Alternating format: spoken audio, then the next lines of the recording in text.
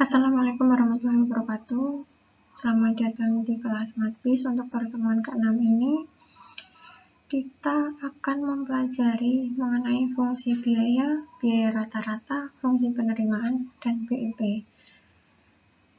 Ada beberapa hal yang sebenarnya untuk BEP kurang lebih sama dengan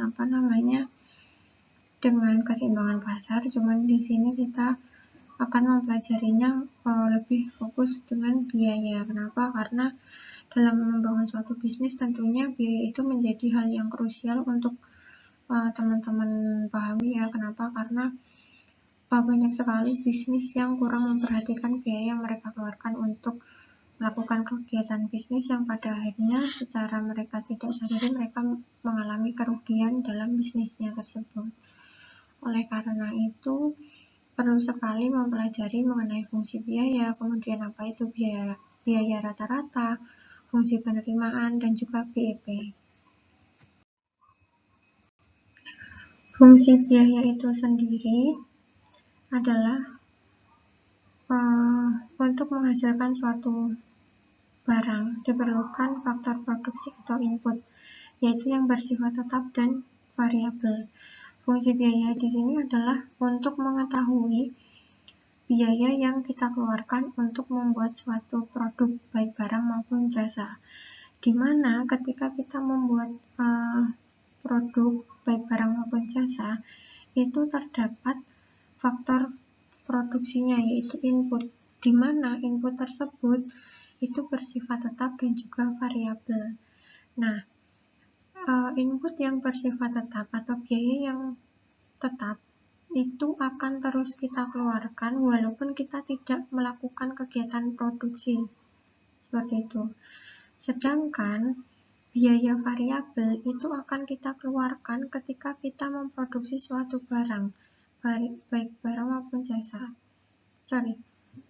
Ketika kita memproduksi suatu produk, baik barang maupun jasa. Nah, di sini ada rumus total cost atau total biaya itu sama dengan TFC atau total fixed cost ditambah dengan total variable cost atau TVC. Seperti yang telah saya jelaskan tadi, bahwa total biaya itu harus kita perhitungkan baik dari biaya tetapnya maupun biaya variabelnya. Contoh biaya tetap itu adalah misal saya mau membuka bisnis warung makan Padang. Nah, warung makan Padang ini saya kan perlu tempat untuk usaha tersebut. Nah, salah satu bentuk total fixed cost-nya itu adalah biaya gedung. Kenapa itu masuk ke biaya tetap? Karena misal saya sudah menyewa tempat usahanya itu selama 10 tahun. Nah, misal saya libur atau saya tidak buka hari itu, biaya tersebut tetap keluar.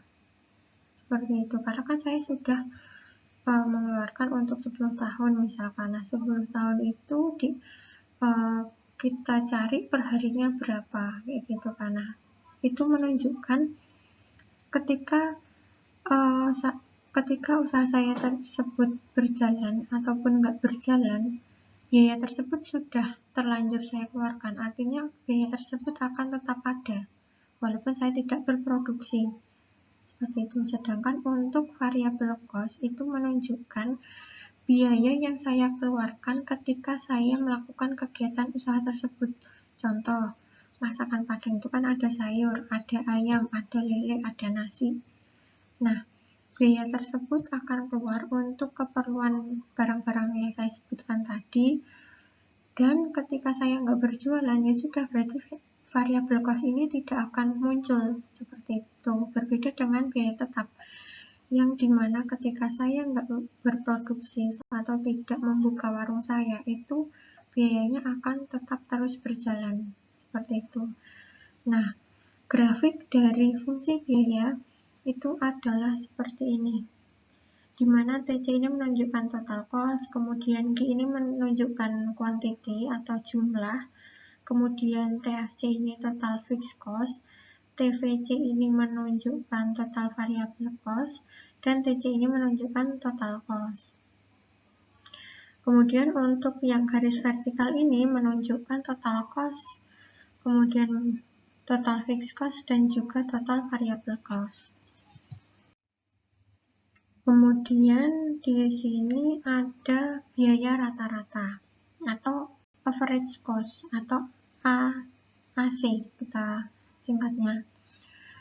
Biaya rata-rata ini untuk menentukan harga dan mencapai kondisi yang menguntungkan suatu perusahaan diperlukan untuk mengetahui biaya rata-rata atau biaya per unit dari produk yang dihasilkan.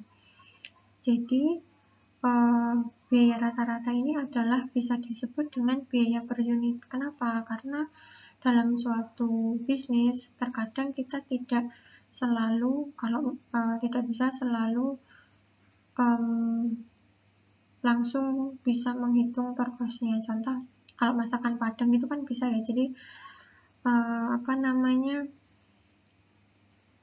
untuk jumlah makanan lauknya lele misal itu 10.000, lauknya ayam jadinya 12.000, kayak gitu kan masih bisa dihitung kayak gitu kan. Sedangkan kalau misal dalam bentuk yang massal, contoh pabrik rokok gitu kan. Nah, pabrik rokok itu dalam menentukan harga per batangnya ataupun harga per kotaknya atau per bungkusnya itu berapa, itu dengan cara mencari biaya rata-ratanya kayak gitu. Biaya rata-rata ini kita peroleh dengan rumus total cost atau total biaya dibagi dengan quantity, seperti itu. Jadi misal dalam periode 1 bulan itu perusahaan rokok mampu memproduksi 1000 batang rokok kayak gitu. Ya katakanlah 1000 batang rokok itulah. Kemudian total biaya yang mereka keluarkan itu adalah 100.000 misalkan. Nah, itu berarti biaya rata-ratanya itu adalah 100.000 dibagi 1000. 100.000-nya itu dari total biaya yang dikeluarkan, 1000-nya itu dari kuantiti atau jumlah yang mereka produksi, sehingga ketemu biaya rata-ratanya itu adalah 100 rupiah kayak gitu. Itu contoh aja ya teman-teman, kalau aslinya nggak akan segitu, lebih besar dari itu. Kemudian teman-teman perlu memahami bahwa AC ini bisa terdiri dari average fixed cost ditambah dengan average variable cost. Average fixed cost ini dari biaya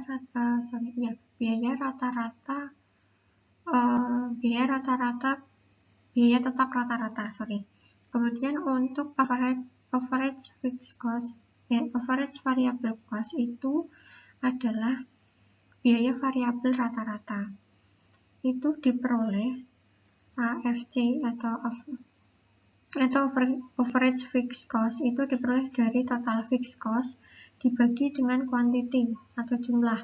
Kemudian untuk average variable cost itu diperoleh dari total variable cost dibagi dengan quantity. Di sini ada salah satu contoh soal, yaitu perusahaan boneka Mickey Mouse harus mengeluarkan biaya sebesar 2.000 US dollar. Walaupun perusahaan tersebut tidak berproduksi. Apabila perusahaan tersebut memproduksi boneka sebanyak 1.000 biji, biaya variabel yang harus dikeluarkan sebesar 15.000. Berdasarkan data di atas, tentukan fungsi biaya tetap, fungsi biaya variabel, dan fungsi biaya total, serta gambarkan grafiknya. Nah, kita harus menganalisis dulu, identifikasi dulu. 2.000 ini apa? 2.000 ini adalah total fixed cost. Kenapa total fixed cost? Karena di sini mengatakan bahwa perusahaan boneka Mickey Mouse mengeluarkan biaya 2.000 walaupun perusahaan tersebut tidak berproduksi. Itu termasuknya adalah biaya tetap. Kemudian AVC itu diperoleh, atau itu menunjukkan average variable cost. Itu menunjukkan biaya variabel rata-rata. Diperoleh dari 15 US dollar dibagi 1000. Karena di dalam soal menyebutkan bahwa perusahaan memproduksi 1000 biji dan biaya variabel yang dikeluarkannya itu adalah 15.000 US dollar secara keseluruhan. Artinya, ketika perusahaan tersebut memproduksi 1000 biji, itu dia mengeluarkan biaya sebesar 15.000 US dollar. Nah, untuk mengetahui besarnya average variable cost itu dari 15.000 dibagi 1000 ketemu sebesar 15 US dollar. Nah, kemudian untuk fungsi dari total variable cost itu adalah 15 kali X. Karena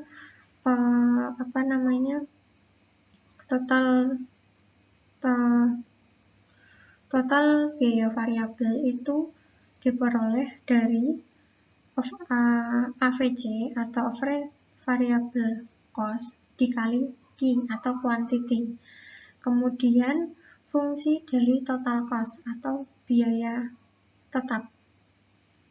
Itu jadi untuk yang fungsi total variable cost itu menunjukkan fungsi biaya variabelnya, sedangkan untuk fungsi total cost itu menunjukkan fungsi biaya tetapnya.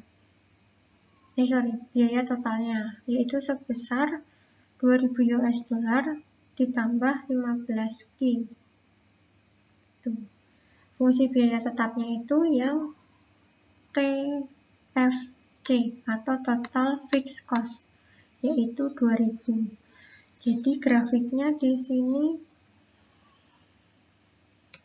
di bagian sini ini ada total fixed cost-nya 2000, kemudian total biaya totalnya, fungsi biaya totalnya ada di sini. TC sama dengan 2000 US dollar ditambah 15 Q. Kemudian untuk fungsi dari biaya variabelnya itu ditunjukkan dengan total variable cost sama dengan 15 Q.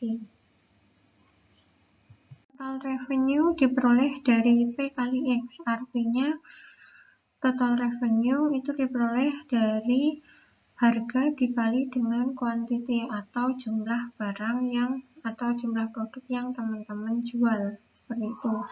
Contoh, misal harganya 5.000, kemudian kuantitinya itu ada 4 yang terjual, berarti total pendapatan teman-teman itu ada 20.000, seperti itu. Kemudian di sini ada break even point. Ini kurang lebih sama dengan keseimbangan pasar. Jadi break even point ini menunjukkan kondisi di mana antara pendapatan dan biaya itu sama atau berada di titik impas. Ketika berada di titik impas ini, teman-teman tidak mengalami kerugian maupun tidak mengalami keuntungan. Artinya itu berada di titik impas atau break even point. Tetapi yang namanya bisnis, kita harapannya itu bisa untung ya teman-teman. Jadi teman-teman di sini perlu mempelajari BEP ini untuk menentukan titik impasnya kita itu berapa. Ketika kita membuka suatu bisnis ini istilahnya akan balik modal kapan, kemudian kita akan mulai untung itu kapan, bisa kita hitung melalui break even point, di mana dalam menentukan break even point itu kita harus memperhatikan biaya yang kita keluarkan atau biaya rata-rata maupun biaya total dan lain-lain dibandingkan, dan juga kita perlu memperhatikan pendapatan yang kita peroleh dari kegiatan jual beli tersebut. Nah, di sini P itu menunjukkan kondisi atau kondisi kita itu akan untung atau rugi, itu ditunjukkan dengan P lebih besar daripada 0 atau total revenue atau total pendapatan lebih besar dari total cost atau total biaya, itu maka kita akan berada di kondisi untung. Sedangkan ketika total revenue itu lebih kecil dari total cost atau pendapatan kita lebih kecil dari total biaya yang kita keluarkan, berarti kita berada di kondisi rugi. Sedangkan ketika total revenue atau total pendapatan sama dengan total biaya yang kita keluarkan, itu menunjukkan titik break even point atau kondisi titik impas di mana kita tidak untung dan tidak rugi. Tetapi secara logika ya, ketika kita berada di titik break even point itu sebenarnya kita mengalami kerugian seperti itu. Tetapi bukan berarti ketika kita mempelajari BEP ini tidak tentu, bukan. Tapi melalui BEP ini kita akan tahu kapan kita akan untung dan kapan kita rugi. Gitu. Kapan kita akan balik modal seperti itu. Jadi kita harus mempelajari ini. Kemudian ini nanti ada contoh latihan soal. Untuk teman-teman yang hari ini nggak bisa hadir, itu bisa tanya ke teman-teman karena ini nanti akan kita bahas di pertemuan yang offline gitu. Untuk materi pertemuan ke-6 ini cukup sekian. Apabila nanti teman-teman ada yang kurang jelas, bisa ditanyakan secara langsung kepada saya, baik melalui chat personal maupun datang ke ruangan saya. Nanti ketika ada kesulitan bisa dikonsultasikan ke saya. Apabila ada kekurangan maupun salah kata dalam pemberian penjelasan materi hari ini, saya mohon maaf. Sekian, wassalamualaikum warahmatullahi wabarakatuh.